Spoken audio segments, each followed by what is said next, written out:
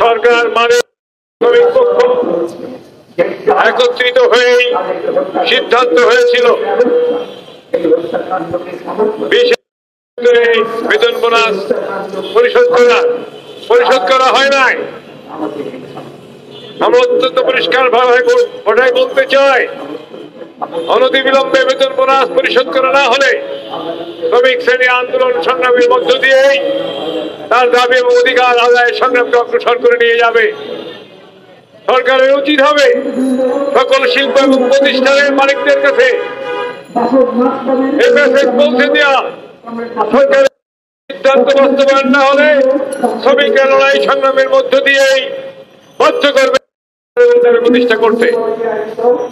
সাথী বন্ধুগণ, আজকের দিন যেদিন আমরা অনেক আগেই বলেছিলাম সাম্রাজ্যবাদ মানে যুদ্ধ,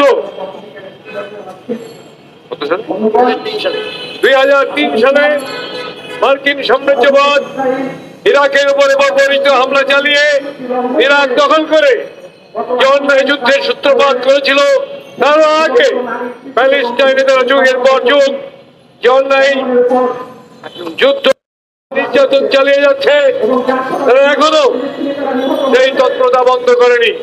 যুদ্ধ বিস্তৃত হচ্ছে মধ্যপ্রাচ্যের দেশে, যুদ্ধ বিস্তৃত হয়েছে আফগানিস্তান, ইউক্রেনে।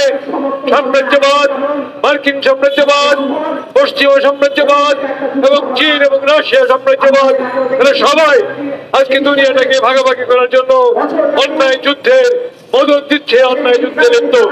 বন্ধুগণ, সকল ধরনের সাম্রাজ্যবাদের বিরুদ্ধে, দালালদের বিরুদ্ধে শ্রমিক শ্রেণী লড়াই সংগ্রাম করে তুলতে হবে। শ্রমিক কৃষক জনগণের মৈত্রীর ভিত্তিতে জাতীয় গণতান্ত্রিক রাষ্ট্র সরকার সমাজ প্রতিষ্ঠার মধ্য দিয়ে সাম্রাজ্যবাদকে পরাস্ত করে শ্রমিক শ্রেণীকে শ্রেণীহীন শোষণহীন সমাজ প্রতিষ্ঠার সংগ্রামের দিকে অগ্রসর হতে হবে। সেই লক্ষ্যের প্রেক্ষাপটে আসেন ঈদের আগে বেতন বোনাসের দাবিতে আমরা আন্দোলন করে তুলি।